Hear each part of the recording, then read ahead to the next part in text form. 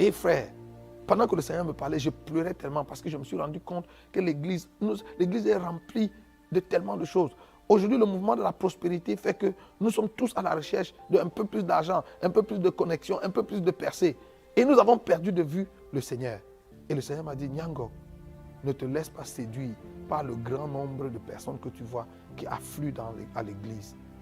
La grande majorité de ces personnes ne viennent pas à l'église pour me chercher. Ce n'est pas moi qu'elles cherchent. Elles viennent pour chercher les choses que je donne. Elles ne veulent pas avoir une relation avec moi. Ce qui les intéresse, c'est les choses que je donne. Et j'ai dit, ah Seigneur. Et le Seigneur m'a dit, c'est comme ça l'état de l'église aujourd'hui. Le cœur des gens qui viennent dans nos églises est rempli de tellement d'envie. La plupart des gens qui viennent dans les églises ne viennent pas parce qu'elles veulent rencontrer Dieu. Elles viennent parce qu'elles veulent se marier, elles veulent voyager, elles veulent travailler, elles veulent avoir des enfants, elles ont des problèmes de santé, elles viennent pour être guéries. Et c'est ça qui explique même aujourd'hui que les gens vont d'église en église. Parce qu'ils cherchent la pharmacie où il y a le bon produit.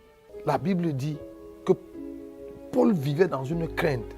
Il dit, je traite durement mon corps et je le tiens assujetti, de peur qu'après avoir prêché aux autres, je sois moi-même rejeté. Si Paul pouvait vivre avec la crainte de rater le ciel, qui sommes-nous, frères et sœurs? Quand j'ai vécu cette expérience, j'ai compris ce que l'apôtre Paul disait aux Galates. Il leur a dit, travaillez à votre salut avec crainte et tremblement. La question du salut de nos âmes est une question fondamentale, frères et sœurs. On ne peut pas badiner avec, on ne peut pas jouer avec. Et le Seigneur m'a dit, Judas, c'est écrit dans ta Bible, il est connu comme le fils de la perdition. Et même dans l'évangile de Jean au chapitre 13, le Seigneur Jésus l'a appelé un démon. Mais Judas, malgré son statut de fils de perdition et son statut de démon, a fait les miracles. Donc le Seigneur m'a dit, ne te laisse pas séduire par les miracles. Demande à l'église de prier pour avoir le discernement. Frère, il est possible qu'on soit dans l'église toute notre vie et qu'on rate l'enlèvement, qu'on rate le ciel.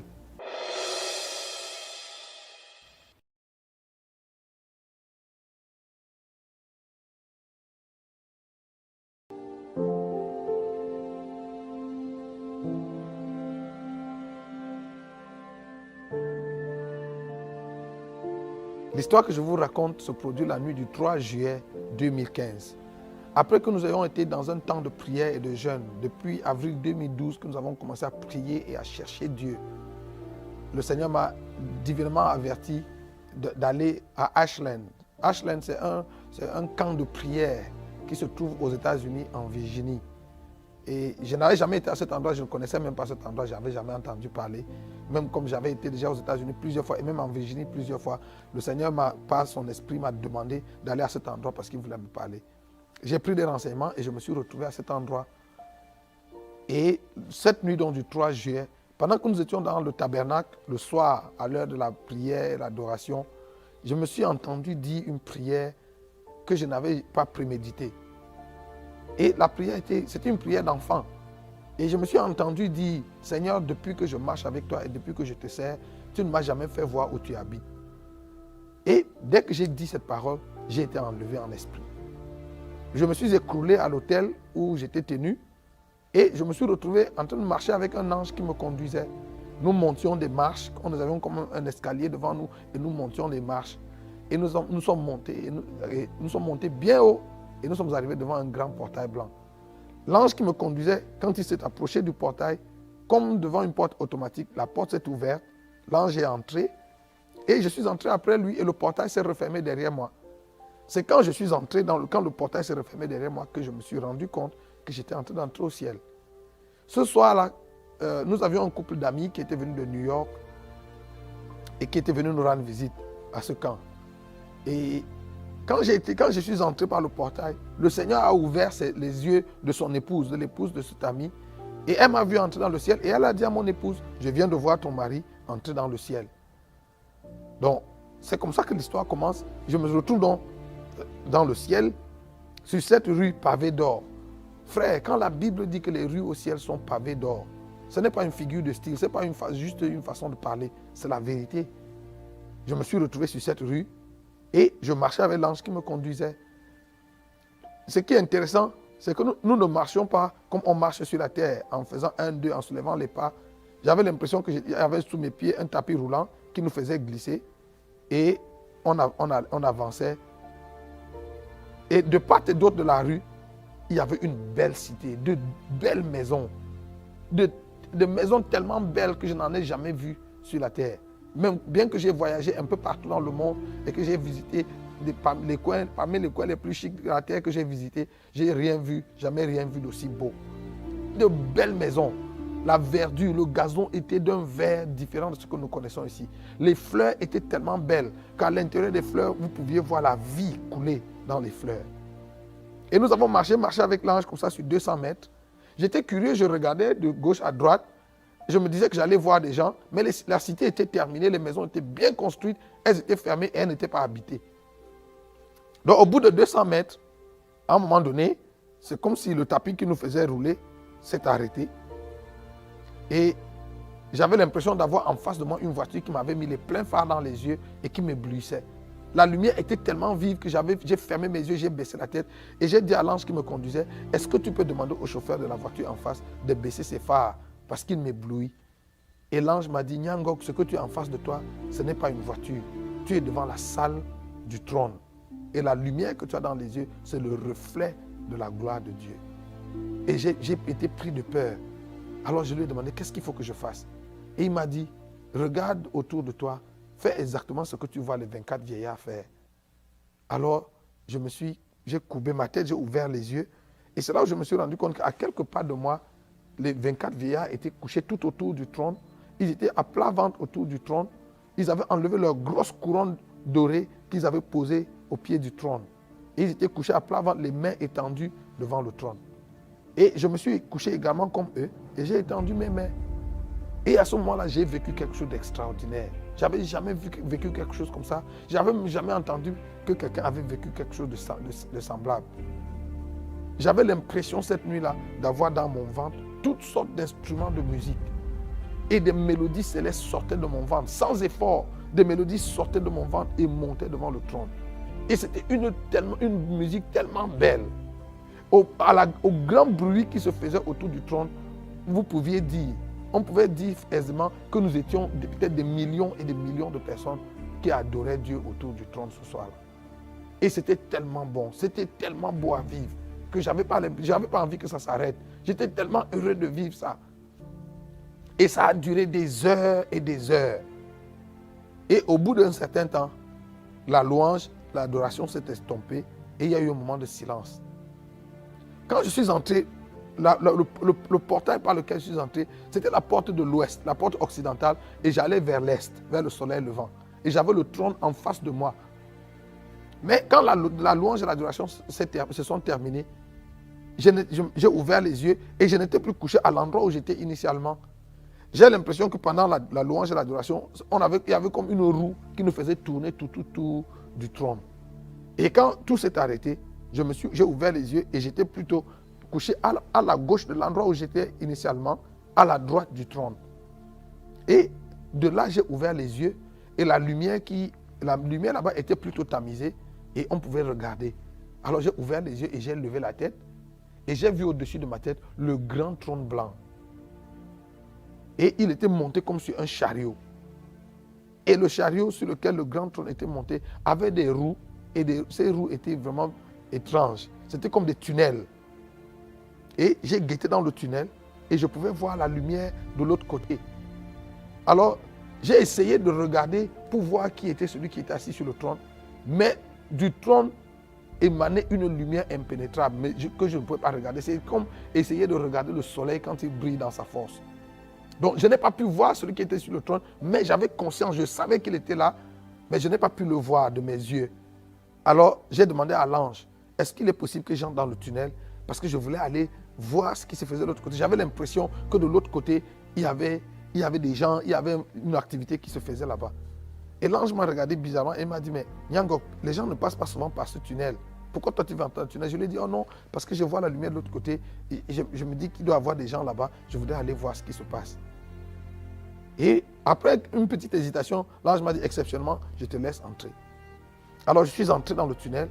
Initialement, j'avais l'intention d'aller voir ce qui se faisait de l'autre côté. Mais quand je suis arrivé au milieu du tunnel, exactement en dessous du trône, j'ai changé d'avis.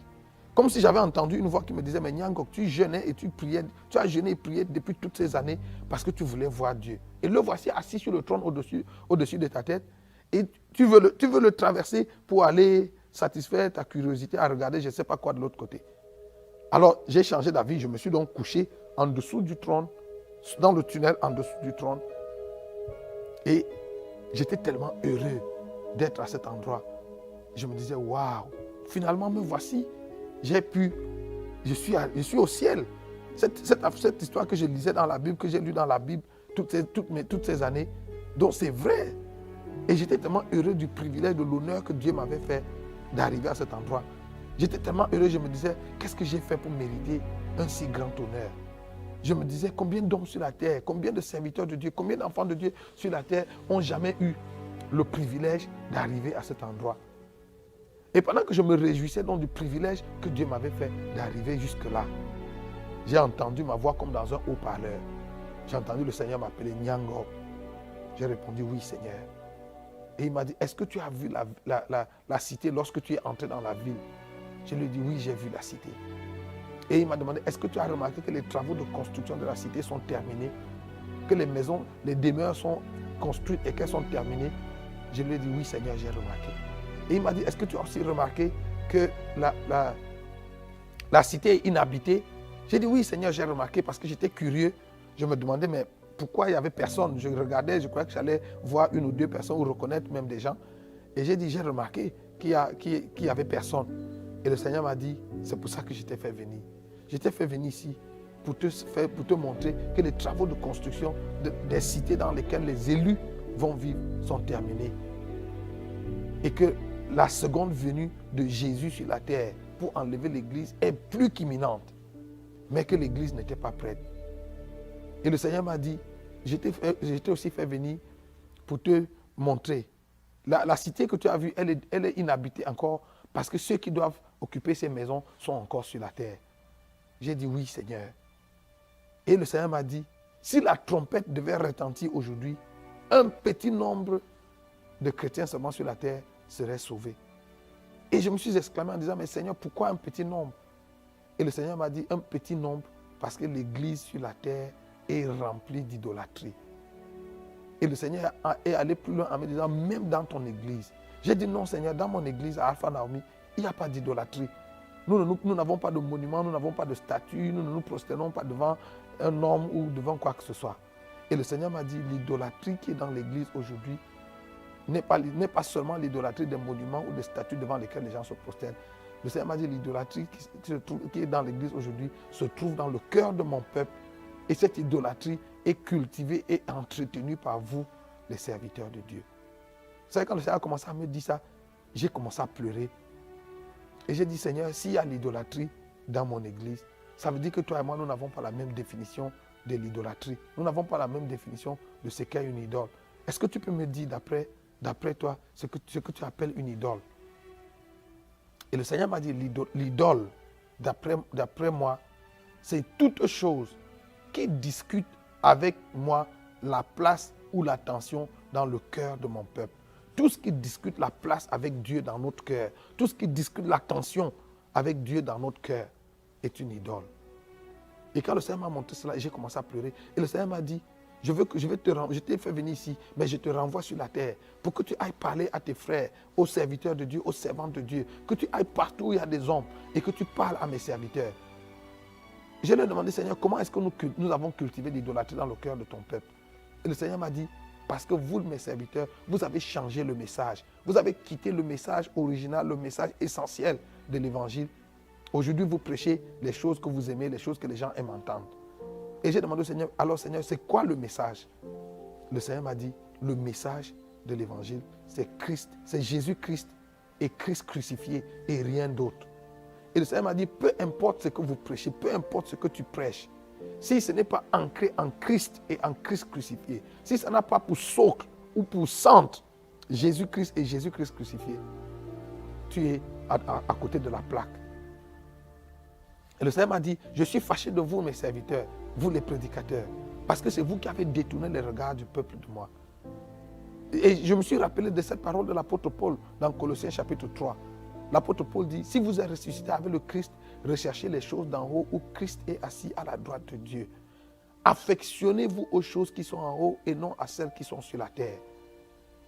Et le Seigneur m'a dit, c'est vous qui avez baissé les regards de mon peuple des choses d'en haut pour les mettre sur les choses de la terre. Parce que vos messages, tous vos messages et toutes vos prophéties tournent autour de Dieu va te donner le mari, Dieu va te donner le travail, Dieu va te donner ceci. Et le Seigneur m'a dit, et je n'ai pas un problème à donner ça à mon peuple. Sauf que c'est à ça que vous les avez conduits. C'est à ça que vous avez tourné leur regard.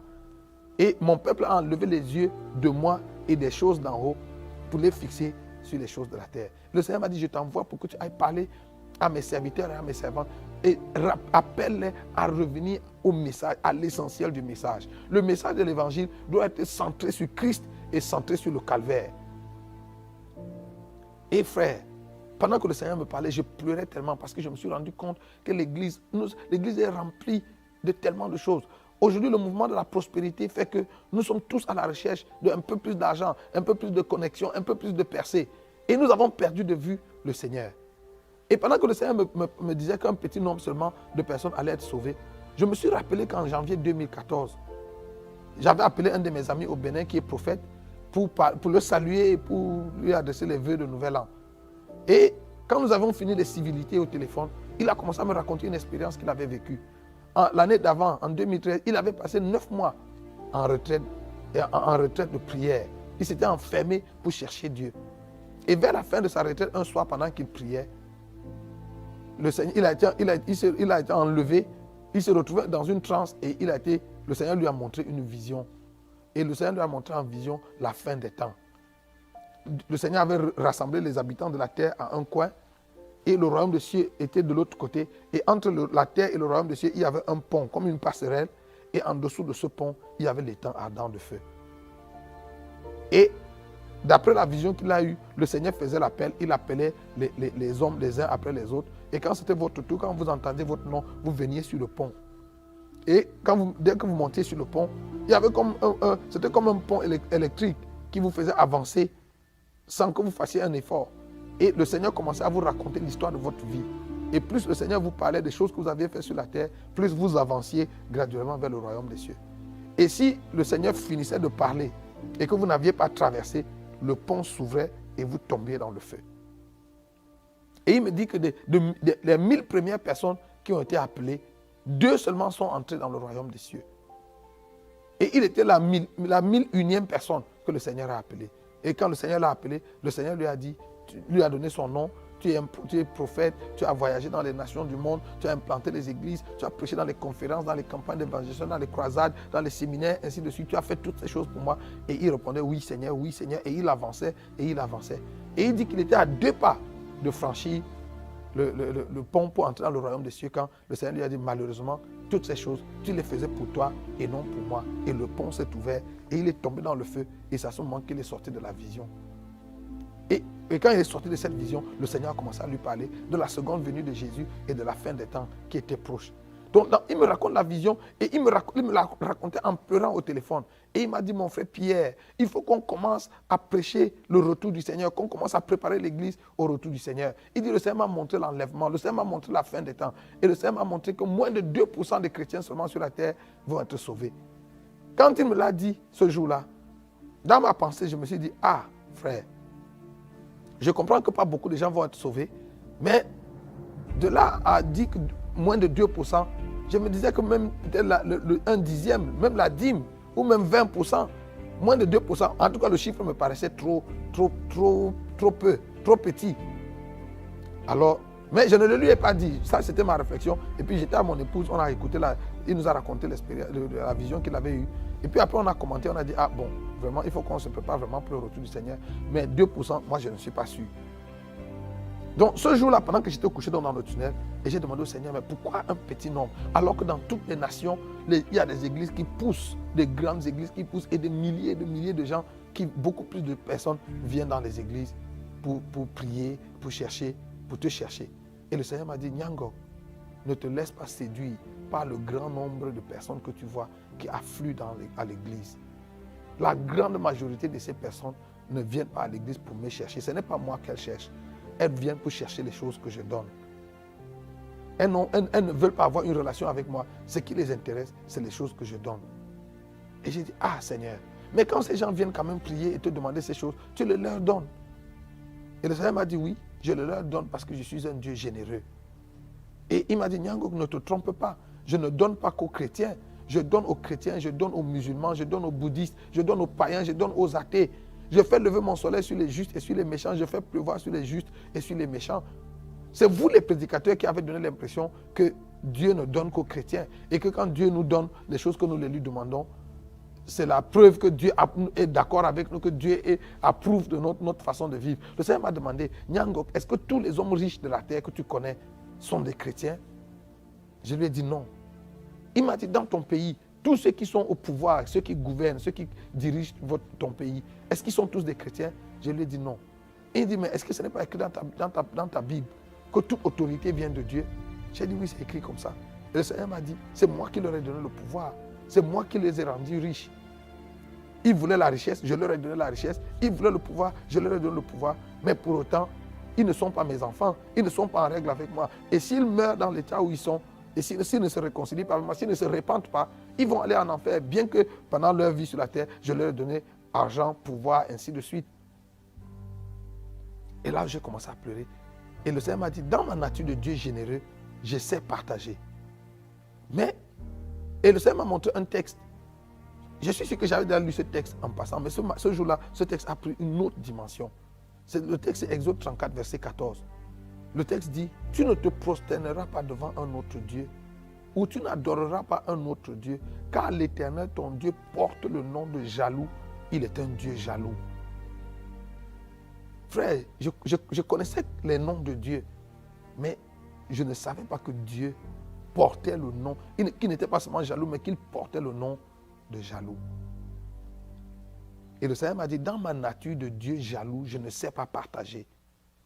Je ne sais pas cohabiter. Dès qu'il y a une situation de cohabitation ou de partage dans le cœur d'un de mes enfants, entre moi et quelque chose d'autre, je cède la place à cette chose et je me retire sur la pointe des pieds.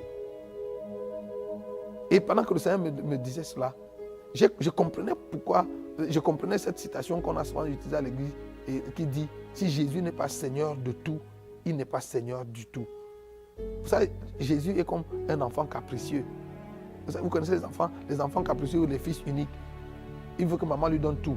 Si maman lui donne un beignet alors qu'il voulait avoir deux, il ne prend pas, il jette le beignet. Je me rendais compte que le Seigneur est un peu comme ça. Si vous ne lui donnez pas, Jésus ne veut pas 80% ou même 95% ou 99% de notre cœur. Il veut notre cœur à 100% et il ne veut pas le partager. Il me dit, dans ma nature de Dieu jaloux, je ne sais pas partager. Et dès qu'il y a une situation de partage, je cède la place et je me retire sur la pointe des pieds. Et pendant que le Seigneur me parlait, il m'a montré un frère que je connais, un serviteur de Dieu, qui est actif dans le ministère. Il m'a dit, regarde ce frère. Tu le connais? Non, j'ai dit oui, je le connais. Il m'a dit, regarde son cœur. Et pendant que le Seigneur me parlait, j'ai vu le frère devant moi et il était transparent à mes yeux. Et j'ai regardé dans son cœur et son cœur était rempli de toutes sortes d'ambitions, de toutes sortes de convoitises, d'envie des choses de cette terre. Son cœur était encombré de tout cela. Et le Seigneur Jésus était tenu derrière lui. Et le Seigneur m'a dit, tu as vu, son cœur est tellement plein de choses qu'il n'y a pas de place pour moi. Il y a longtemps qu'il s'est déconnecté de moi et il ne se rend même pas compte. Et le Seigneur m'a dit, je suis tenu derrière lui et depuis, je toque à la porte de son cœur, essayant de revenir. Et le Seigneur m'a dit, s'il ne se ressaisit pas et n'ouvre pas son cœur pour que je rentre, si la trompette retentit aujourd'hui et l'enlèvement se produit aujourd'hui, ce frère-là ne sera pas sauvé. Il ne sera pas enlevé. Et le Seigneur m'a dit, et dans l'église, il y a de nombreuses, ils sont des milliers comme lui, qui sont à l'église, mais qui ont le cœur rempli de tellement de choses. Et le Seigneur m'a dit, en cela, Ésaïe a dit vrai, que ce peuple m'honore du bout des lèvres, mais son cœur est loin de moi. Et le Seigneur m'a demandé, Nyangok, est-ce que tu sais pourquoi Ananias et Saphira sont morts? J'ai répondu tout bêtement, oui, ils sont morts parce qu'ils ont menti au Saint-Esprit. Et le Seigneur m'a dit, fais attention, regarde encore le texte. Actes chapitre 5, verset 3. Et le texte est apparu devant moi. Et le texte dit, Pierre dit à Ananias, Ananias, comment le diable a-t-il pu remplir ton cœur au point que tu mentes au Saint-Esprit en retenant une partie de l'argent de la vente de ton terrain? Et le Seigneur m'a demandé, si le cœur d'un enfant de Dieu est rempli de Satan, la place de Dieu en lui est où? Et j'ai dit, ah Seigneur, ça veut dire que Dieu n'a pas de place en lui. Et le Seigneur m'a dit, C'est comme ça l'état de l'église aujourd'hui. Le cœur des gens qui viennent dans nos églises est rempli de tellement d'envie. La plupart des gens qui viennent dans les églises ne viennent pas parce qu'elles veulent rencontrer Dieu. Elles viennent parce qu'elles veulent se marier, elles veulent voyager, elles veulent travailler, elles veulent avoir des enfants, elles ont des problèmes de santé, elles viennent pour être guéries. Et c'est ça qui explique même aujourd'hui que les gens vont d'église en église. Parce qu'ils cherchent la pharmacie où il y a le bon produit. Et quand ils ont trouvé le bon produit, ils l'achètent. Vous savez, à l'hôpital, quand les gens sont malades, ils vont à l'hôpital. Il n'y a personne qui habite l'hôpital. Les gens sont à l'hôpital seulement le temps qu'ils sont malades. Et dès qu'ils ont retrouvé la guérison, ils quittent, ils déménagent. Et aujourd'hui, nous voyons ce phénomène, ce phénomène migratoire dans les églises. Des gens qui vont d'une église à une autre. Ce n'est pas Dieu qu'ils cherchent. Ils cherchent la recette, ils cherchent la solution à leurs problèmes. Et dès qu'ils l'ont trouvé, hop, c'est fini. Le Seigneur m'a dit pour te montrer qu'il y a l'idolâtrie dans l'église. Partout où tu vas partager ce témoignage, demande aux chrétiens d'examiner leur vie de prière. Et le Seigneur m'a dit sur 10 choses que le chrétien moyen sur la terre demande à Dieu chaque jour, 9,5 sont les choses de la terre. 9,5 sont des choses qu'il veut pour lui-même, pour les brûler, pour les utiliser dans sa vie. Très peu, ils sont un très petit nombre de chrétiens sur la terre qui viennent dans ma présence au quotidien parce qu'ils veulent me rencontrer, parce qu'ils veulent parler avec moi, parce qu'ils veulent communier avec moi, parce qu'ils veulent entretenir une relation avec moi. Frère, pendant que le Seigneur me parlait, je sentais le cœur de Dieu brisé. Vous savez, est-ce qu'il vous est déjà arrivé d'être amoureux, de tomber amoureux de quelqu'un ou d'aimer quelqu'un qui ne vous aime pas en retour? Est-ce que vous savez le sentiment que ça fait d'aimer quelqu'un qui ne vous aime pas? Ou alors d'être avec quelqu'un qui ne vous aime que à cause des choses que vous lui donnez. Ceux qui sont mariés savent, dans certains foyers, il y a des maris ou des femmes, des époux qui aiment leur conjoint, qui les aiment à mourir, mais leur conjoint n'a pas de temps pour eux. C'est exactement ce que l'Église fait à Dieu. Le Seigneur nous aime, il nous aime d'un amour profond, il nous aime d'un amour éternel. Mais nous ne l'aimons pas en retour. Ce que nous aimons chez lui, tout ce que nous voulons, c'est les choses qu'il nous donne. Nous voulons qu'il exauce nos prières, qu'il nous donne l'argent, qu'il nous donne le voyage, qu'il nous donne le travail, qu'il nous donne les voitures, qu'il nous donne les maisons, qu'il nous donne ces choses. Et nous n'avons presque pas de temps à passer avec lui. Nous n'avons pas de temps à lui consacrer. Et pendant que le Seigneur me parlait, je sentais son cœur brisé.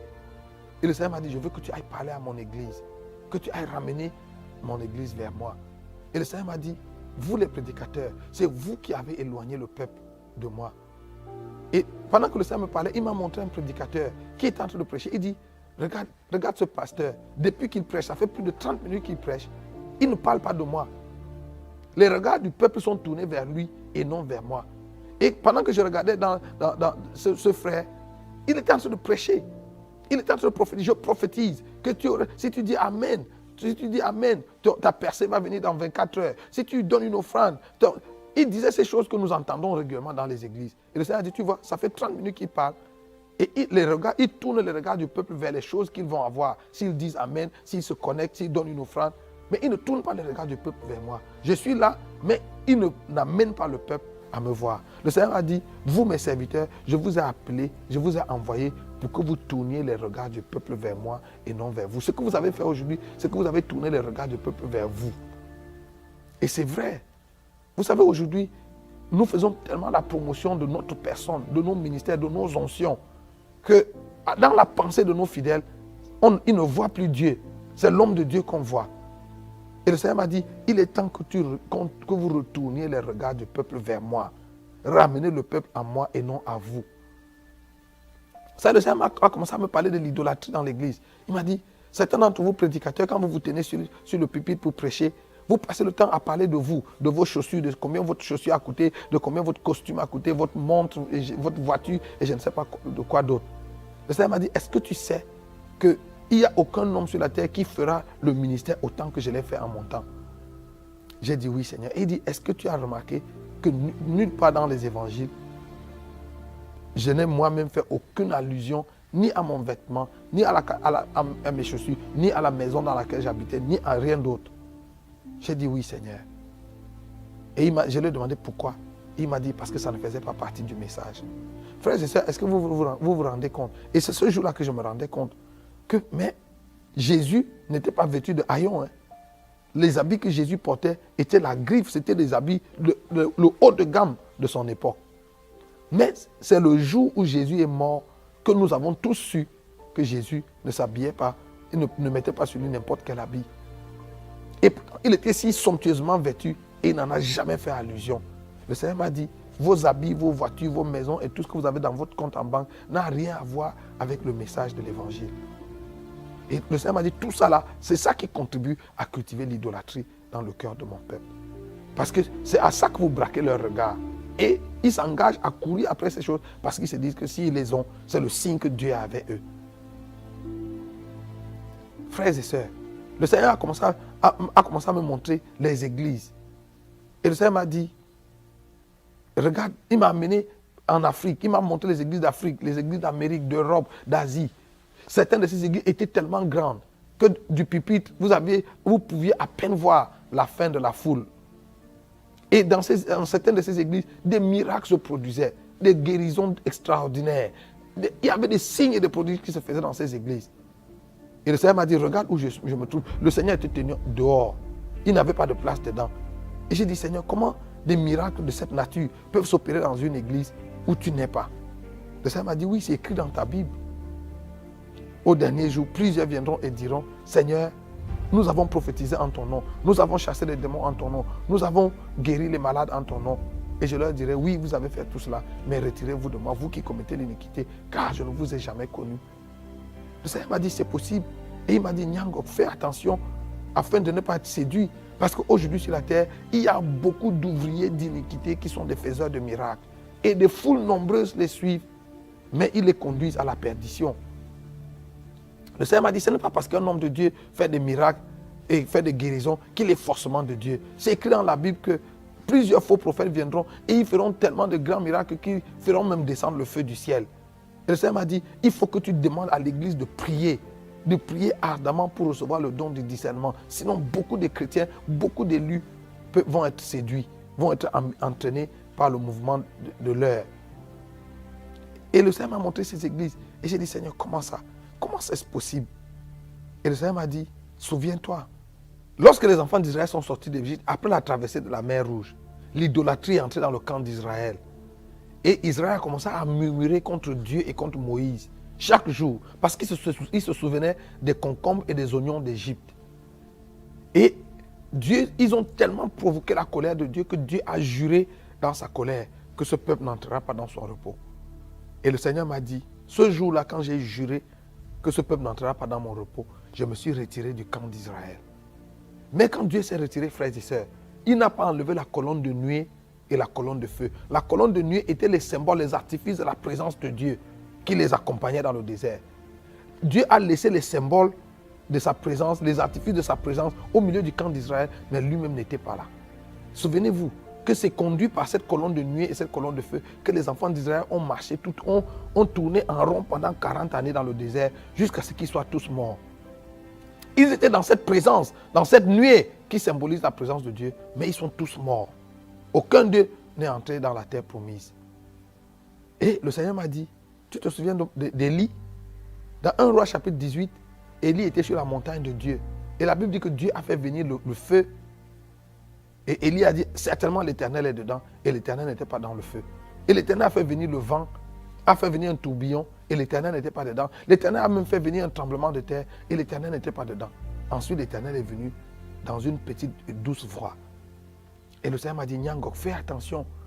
Tu peux avoir sur la terre un ministère de feu, un ministère de tourbillon et un ministère qui provoque des tremblements de terre et rater Dieu. Tu peux avoir ce ministère, on peut avoir un ministère de feu. Aujourd'hui, nous voyons ça dans les églises. Tout le monde crie le feu de Dieu. Et on peut avoir un ministère de feu et ne pas avoir Dieu. On peut avoir un ministère puissant sur la terre et rater Dieu. Vous savez, quand j'ai vécu cette expérience, c'est là où j'ai compris l'apôtre Paul. Cet homme qui avait vu le 3e siècle, qui est allé jusqu'au 3e siècle, qui avait vu et entendu des choses qui sont difficiles pour le langage humain de reproduire. La Bible dit que Paul vivait dans une crainte. Il dit, je traite durement mon corps et je le tiens assujetti, de peur qu'après avoir prêché aux autres, je sois moi-même rejeté. Si Paul pouvait vivre avec la crainte de rater le ciel, qui sommes-nous, frères et sœurs?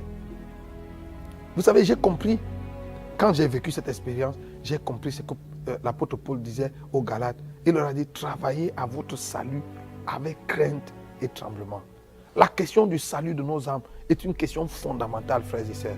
On ne peut pas badiner avec, on ne peut pas jouer avec. Vous savez, l'apôtre Paul, qui a vécu ces grandes expériences, avait une crainte dans son cœur, la crainte de ne pas rater le ciel. Le Seigneur a continué de me parler et à me montrer l'état de l'église, à me montrer l'idolâtrie dans l'église. Il m'a dit, regarde comment l'idolâtrie se manifeste dans l'église. Quand les chrétiens viennent à l'église et que c'est le moment des offrandes, chacun de nous met sa main dans sa poche et sort un billet de banque, $1, $5, $10 ou 1000 francs, 5000, quelle que soit la monnaie qu'on utilise. On prend une certaine quantité d'argent qu'on met dans le panier d'offrande. C'est notre offrande à Dieu. Mais si pendant le même culte, un prophète commence à prophétiser sur la vie des gens, les mêmes personnes qui venaient de donner à Dieu $1 ou 1000 francs ou 5000 vont rentrer dans leur poche et sortir une somme importante d'argent pour aller mettre sur le terre pour se connecter à la prophétie. Le Seigneur m'a dit ça, c'est l'idolâtrie. Parce que quand il faut donner à Dieu, quand il faut donner par amour pour Dieu, nous lui donnons les jetons, nous lui donnons la monnaie que nous avons dans nos poches, nous lui donnons les restes. Mais quand il faut donner pour nous-mêmes, pour notre percée, pour notre miracle, nous faisons nous donnons des vraies offrandes. Le Seigneur m'a dit ça, c'est l'idolâtrie. Le Seigneur m'a dit, regarde l'idolâtrie dans l'église. Regarde tous ceux qui sont des travailleurs, fonctionnaires, élèves et étudiants à l'église.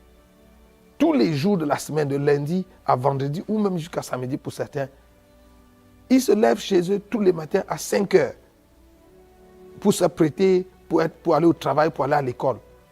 Ils s'arrangent à être à l'heure pour qu'à 7h30 ou à 8h, ils soient au travail. Mais les mêmes personnes, dimanche matin, viennent à l'église en retard. Le culte commence à 9h ou à 10h et ils arrivent en retard. Et le Seigneur m'a dit, ça aussi c'est de l'idolâtrie.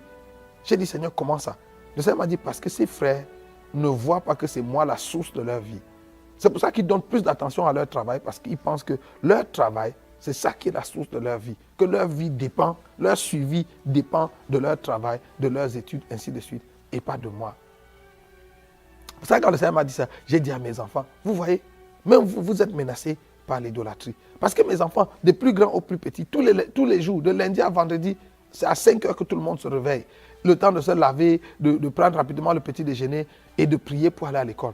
Si pendant la dévotion matinale, j'essaye même de rallonger de 2 ou de 5 minutes, ils commencent à s'agiter parce qu'ils ne veulent pas être en retard. Et je leur dis, vous voyez, mais dimanche matin, pour vous réveiller le matin, il faut qu'on maman crie, qu'on bavarde. J'ai dit, ça c'est l'idolâtrie. Vous êtes guettés, vous aussi l'idolâtrie vous guette. Donc le Seigneur a commencé à me montrer tellement de cas d'idolâtrie dans l'église. Et c'était tellement vrai. C'était tellement vrai. Et le Seigneur m'a dit, la plupart d'entre nous, chrétiens à l'église, nous sommes pleins d'ambition. Le Seigneur m'a dit, il y a 2 types de chrétiens et 2 types de serviteurs de Dieu sur la terre. Ceux qui servent Dieu et ceux qui se servent de Dieu. Et le deuxième groupe, ceux qui se servent de Dieu, sont les plus nombreux. Vous savez, pour la plupart des chrétiens aujourd'hui, Dieu n'est pas notre objectif, Dieu n'est pas notre fin. Dieu est le moyen, l'outil que nous utilisons pour arriver à notre fin, pour obtenir ce que nous voulons. Et ça, c'est l'idolâtrie. Frère, Dieu doit être notre fin. La raison de notre amour, l'objet de notre attention doit être Dieu. Pas les choses que Dieu donne. La Bible dit, dans Luc chapitre 12, le verset 29 à 31, Jésus a dit, ne vous inquiétez pas de ce dont vous serez vêtus, de ce que vous mangerez, de là où vous habiterez. Car votre Père céleste sait que vous avez besoin de ces choses.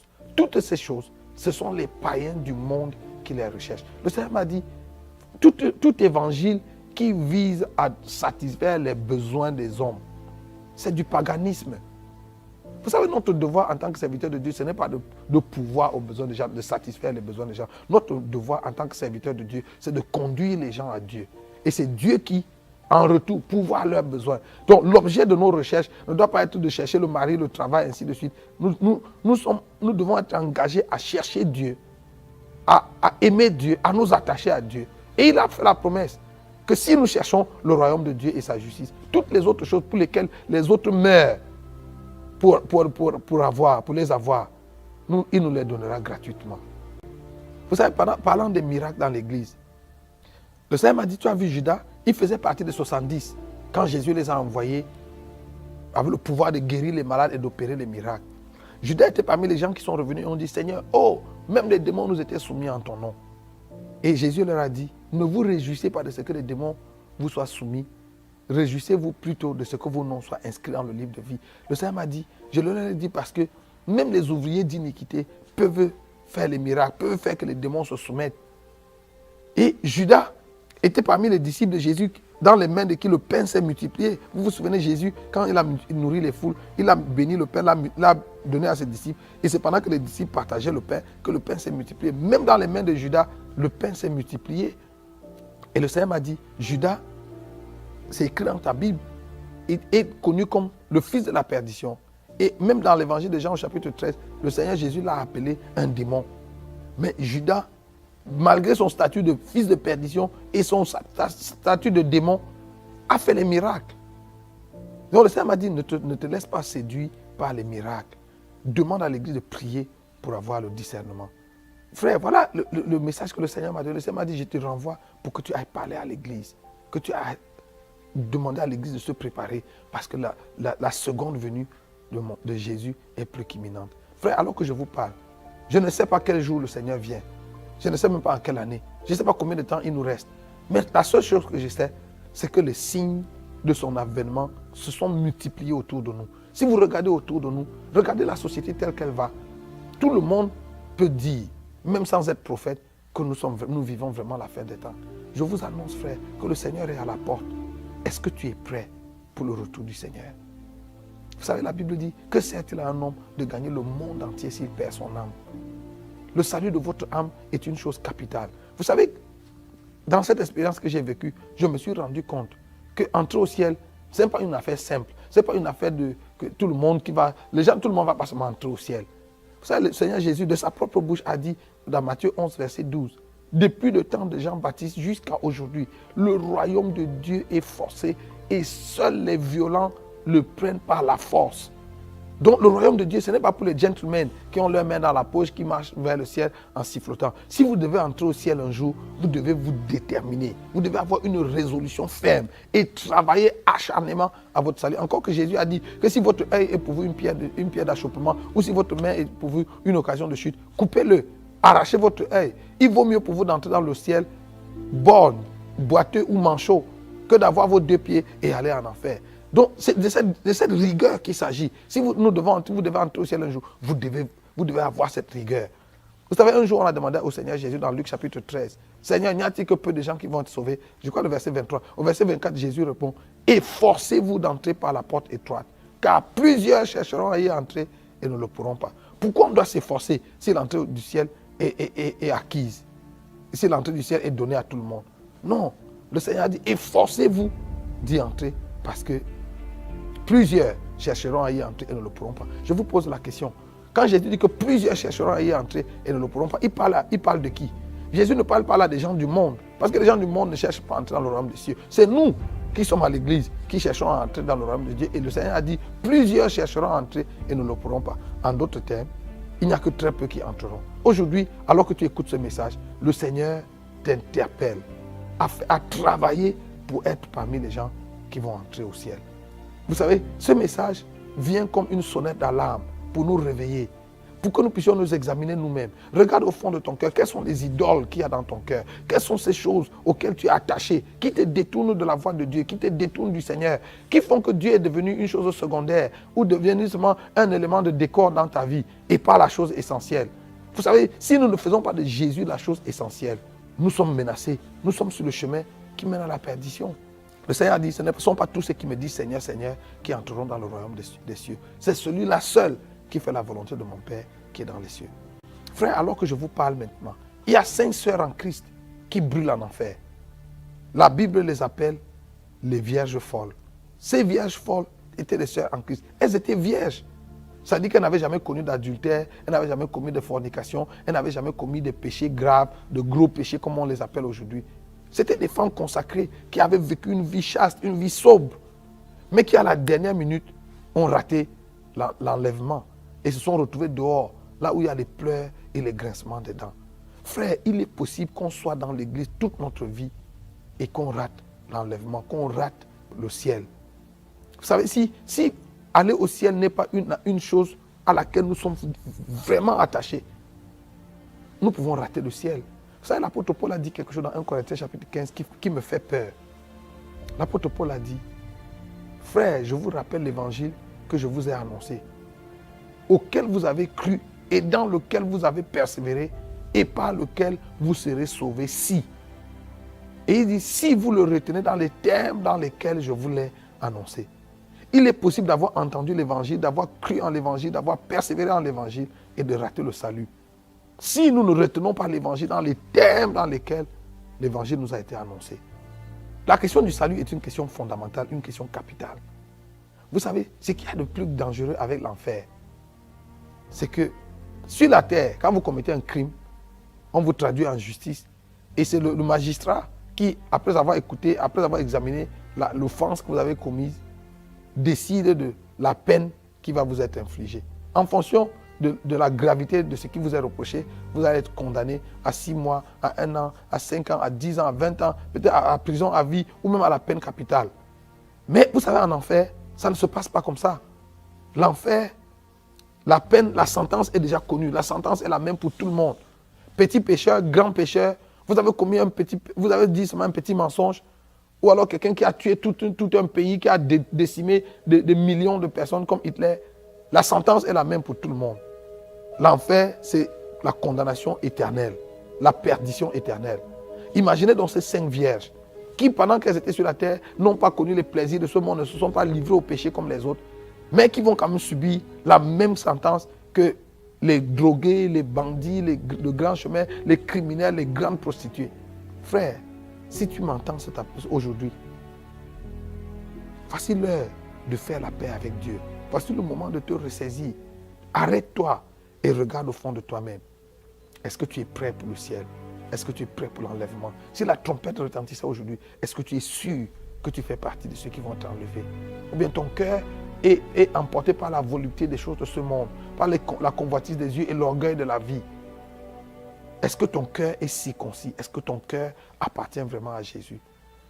Vous savez, à la dernière page de notre Bible, Apocalypse chapitre 22, les 11 derniers versets, Dieu a inscrit quelque chose dans les derniers versets de la Bible.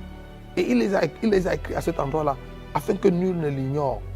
Le Seigneur a dit que celui qui est saint se sanctifie davantage. Et que celui qui est juste soit encore plus juste. Mais celui qui pêche, qu'il pêche davantage. Vous savez, le Seigneur nous donne la liberté. Écoute-moi frère, si tu es à l'église et tu n'as pas pour objectif premier d'aller au ciel et de vivre, de passer l'éternité avec Dieu, tu perds ton temps. Autant mieux aller dans le monde. La Bible te donne la permission d'aller dans le monde et de vivre dans le monde. Vis dans le monde, vis 100 à l'heure. Fais ce que tout le monde fait.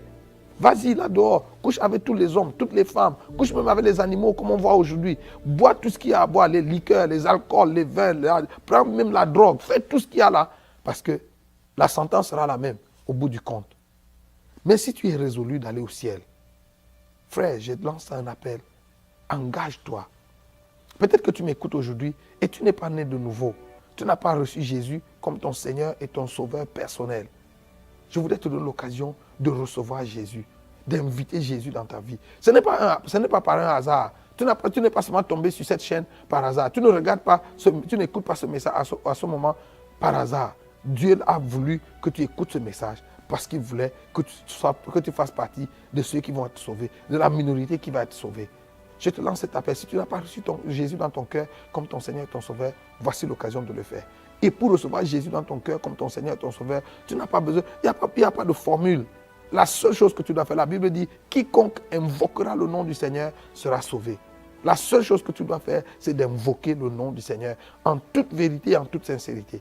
Si tu ouvres ton cœur maintenant et tu dis à Jésus, Seigneur Jésus, viens dans ma vie et sauve-moi. C'est tout ce que tu dois dire du fond de ton cœur et Jésus va venir dans ta vie et tu vas être sauvé. Mais pour toi qui es chrétien et qui est un pied dedans, un pied dehors ou qui est à l'église mais qui a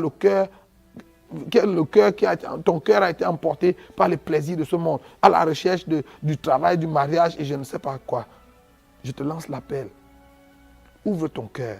Laisse le Seigneur Jésus circoncire ton cœur. Laisse le Seigneur Jésus nettoyer ton cœur. Enlève toi-même les idoles de ton cœur et jette-les dans le feu. À la fin de mon entretien avec le Seigneur, Je lui ai posé la question, Seigneur, maintenant que tu m'as fait la grâce de venir jusqu'ici, est-ce que tu peux me montrer dans mon cœur quelles sont les idoles qu'il y a qui peuvent m'empêcher de venir vivre ici éternellement? Et le Seigneur m'a dit, Nyangok, s'il y a encore quelque chose sur la terre qui t'impressionne, cette chose est une idole. S'il y a encore quelque chose sur la terre que tu dois avoir à tout prix, que tu dois faire à tout prix, ou un endroit où tu dois aller à tout prix, toutes ces choses-là sont des idoles. Voilà la dernière chose que le Seigneur m'a dit. Et l'entretien s'est terminé et je me suis retrouvé sur la terre. J'ai été enlevé ce jour-là, il était 20h exactement à l'horloge de l'église. Et je suis revenu sur la terre à 3h le matin. Ce que j'essaie de vous dire en quelques minutes a duré 7 heures d'horloge. Et pendant les 7 heures, le Seigneur m'a parlé non-stop. J'ai tellement pleuré. Vous savez, quand je suis revenu dans mon corps sur la terre, j'étais couché. On m'avait transporté de l'église et mon épouse m'avait ramené dans la chambre, aidé par les amis. Et j'étais couché sur le lit et mon oreiller, l'oreiller sur lequel j'avais posé ma tête, était trempé de larmes. J'avais tellement pleuré. J'avais tellement pleuré parce que je me rendais compte, non seulement de la condition générale de l'église, mais je me rendais compte qu'on peut avoir été en Christ toute sa vie. Comme moi j'ai accepté Jésus, j'avais 16, 17 ans. On peut avoir été en Christ toute sa vie et rater l'enlèvement le moment venu. Et j'avais tellement pleuré. Le Seigneur m'a dit, s'il y a encore quelque chose qui t'impressionne. Aujourd'hui dans l'église, nous avons des gens qui doivent se marier à tout prix, qui doivent voyager à tout prix, qui doivent construire leur maison à tout prix, qui doivent faire tellement de choses à tout prix. Frère, tout ça c'est de l'idolâtrie. Vous savez, notre objectif doit être d'aimer Jésus et de marcher avec Jésus et de vivre avec Jésus et d'aller être avec Jésus au ciel. Si chemin faisant, il nous donne des voitures, il nous donne un mari, il nous donne une épouse, il nous donne des enfants, il nous donne l'argent, il nous donne ci ou ça, c'est bien. Mais s'il ne nous les donne pas, notre objectif ne change pas. Nous avons notre pensée résolue d'aller vivre avec Dieu au ciel. Vous savez, un jour, j'ai partagé ce message dans une conférence, dans une grande conférence au Cameroun. Et après ça, un pasteur est venu me voir pour me dire qu'il n'était pas d'accord avec le message que je prêche. Et parce que d'après lui, ce message ne vient pas de Dieu. Je lui ai dit, en tout cas, tu n'es pas obligé d'être d'accord. Mais je lui ai dit, si je te posais la question, pourquoi tu n'es pas d'accord, que me dirais-tu? Quelles sont tes raisons? Il me dit 2 raisons principales. La première raison, c'est que ce message fait peur aux gens. Quand les gens l'écoutent, ce message suscite la peur en les gens. Et pourtant, la Bible dit que Dieu ne nous a pas donné un esprit de peur. Et je lui ai dit, pasteur, si vous êtes vraiment chrétien, et on vous annonce que Jésus va revenir dans les 2 heures qui suivent, et ça ne suscite pas vous un sentiment de peur, ça ne vous pousse pas à vous arrêter un moment et à vous examiner, à scruter votre vie pour voir si vous êtes en règle. C'est qu'il y a longtemps, vous êtes déjà en enfer, vous êtes déjà perdu il y a longtemps. En tout cas, moi je pense qu'un chrétien normal, si on lui dit, s'il écoute un message comme celui-ci qui annonce que Jésus revient, ça devait susciter un sentiment, pas de peur, mais de crainte. La crainte de Dieu doit s'emparer de nous en nous disant, est-ce que je suis prêt pour le retour du Seigneur? Surtout que le Seigneur Jésus a dit, quand le Fils de l'homme reviendra, trouvera-t-il la foi sur la terre? C'est une question grave. Et je lui ai demandé, quelle est ta deuxième raison? Il dit, sa deuxième raison de penser que ce message ne vient pas de Dieu, c'est parce que le pourcentage qu'on annonce, le pourcentage des gens qui vont être sauvés qu'on annonce est trop petit. Je lui ai dit, frère, tu sais quoi, moi, le Seigneur ne m'a pas donné un pourcentage, le Seigneur ne m'a pas donné un chiffre. Mais si je devais même me référer aux Saintes Écritures, aujourd'hui, je suis convaincu que les 2% que mon ami a annoncé sont même un chiffre plus grand, sont même un pourcentage très grand. Pourquoi? 2 choses. Dans l'Ancien Testament, Moïse a sorti environ 3 millions d'hommes d'Égypte. Et des 3 millions qui sont sortis d'Égypte avec Moïse, 2 seulement sont entrés. Si vous avez une congrégation de 3 millions de personnes et 2 seulement arrivent à la terre promise, c'est quel pourcentage? C'est 0,00000. Et dans le Nouveau Testament, un jour on a posé la question à Jésus sur la fin des temps et l'avènement du Fils de l'homme. Il a dit, il en sera de l'avènement du Fils de l'homme comme il en était au jour de Noé. Et au jour de Noé, la Bible dit que les gens mangeaient, buvaient, se mariaient et mariaient leurs enfants. C'est ce qui se passe aujourd'hui. Le mariage a pris une place tellement prépondérante dans l'église aujourd'hui que beaucoup de chrétiens sont prêts de compromettre leur foi parce qu'ils veulent se marier. Et regarde, au jour de Noé, 8 personnes seulement ont été sauvées. 8 personnes seulement sont entrées dans l'arche. Le reste de la création de l'époque de Noé, hommes et animaux, a péri. Je ne sais pas combien d'hommes il y avait sur la terre au temps de Noé. Mais si Dieu a sauvé 8 personnes, Supposons même qu'il y avait 100 millions de personnes sur la terre à cette époque. Même si on prend seulement 5 millions de personnes ou 10 millions de personnes, et que sur les 10 millions qu'il y avait sur la terre au jour de Noé, 8 seulement ont été sauvés. C'est quel pourcentage? Et le bon Dieu, assis au ciel, a vu toute la création de l'époque décimée par les eaux. Et il n'a rien fait pour les sauver parce que la porte du salut s'était refermée dans l'arche. Donc au jour d'aujourd'hui, je suis même convaincu que 2%, c'est un chiffre très grand. C'est pour ça qu'il faut que tu t'efforces, frère, de faire partie de la petite minorité qui va être sauvée. En fait, la raison pour laquelle le Seigneur m'a renvoyé, et je vous annonce, je vous dis, frère, le ciel est tellement beau que chaque fois qu'on y entre, personne n'a envie de sortir. Ce jour-là, le Seigneur a dû me forcer de rentrer. Vous savez, quand je suis entré au ciel, c'était tellement beau que je n'avais pas envie de revenir. Oui, je pensais à ma femme, je pensais à mes enfants, je pensais à tout ce que j'avais ici sur la terre. Mais ça n'avait aucune commune mesure. On ne pouvait pas comparer ça à la gloire du ciel. En fait, quand le Seigneur m'a dit, je te renvoie, je lui ai dit, non Seigneur, moi je veux rester ici, je ne veux plus partir. Le Seigneur m'a dit, il faut que tu retournes parce que ta mission n'est pas terminée. Donc aujourd'hui, je voudrais lancer cet appel. Toi qui m'écoutes, que ce soit que tu sois en train de regarder ça à la télé, dans ton ordinateur, ou même que ce soit en audio, que tu l'entends dans une radio, je voudrais te donner l'occasion. Tu as écouté ce message et il a interpellé ton cœur. Le Seigneur t'a interpellé par ses paroles. Et tu veux naître de nouveau. Tu veux être réconcilié avec Dieu. Je vais prier avec toi. Pose ta main sur ton cœur et invite Jésus. Dis simplement, Seigneur Jésus, viens dans ma vie. Sauve-moi maintenant. Au nom de Jésus. Si tu le fais du fond de ton cœur, Jésus va venir dans ta vie à l'instant même et il va faire de toi son enfant. Je voudrais prier pour toi qui viens de faire cette prière, de prendre cet engagement au fond de ton cœur. Seigneur Jésus, je te rends grâce pour ces hommes et ces femmes, ces frères et sœurs qui ont entendu cette parole aujourd'hui et qui prennent l'engagement de te recevoir, de faire la paix avec toi. Par l'autorité que tu m'as donnée en tant que ton serviteur, je déclare le pardon de leurs péchés au nom de Jésus. Et je demande que leur nom soit inscrit maintenant dans le livre de vie de l'agneau et que la main de Dieu soit sur eux. Scelle-les du Saint-Esprit de la rédemption jusqu'au jour de ton avènement. Au nom puissant de Jésus-Christ. Amen. Et je voudrais prier pour toi aussi qui a écouté ce message, qui est chrétien, qui est serviteur de Dieu, servant de Dieu. Et tu te rends compte que l'idolâtrie a gagné ton cœur. Il y a tellement d'idoles dans ton cœur. Et tu veux recevoir de Dieu la grâce pour te défaire, pour te débarrasser de ces idoles. Je vais prier avec toi. Si tu veux, pose ta main aussi sur ton cœur et nous allons prier ensemble. Seigneur, voici tes serviteurs et tes enfants pour qui je prie maintenant. Étends ta main sur nos vies. Que sanctifie-nous par ta vérité, car ta parole est la vérité. Laisse que cette parole qui a été prêchée aujourd'hui circoncile le cœur de ton peuple. Nous débarrasse de toute forme d'idole. Nous débarrasse de toute forme d'idolâtrie. Au nom de Jésus. Merci Seigneur de faire une œuvre nouvelle dans la vie de tous ceux qui ont entendu et qui répondent à ce message. À toi soit la louange, à toi soit la gloire, parce que tu es fidèle et tu le feras. Dans le nom de Jésus le Christ. Amen.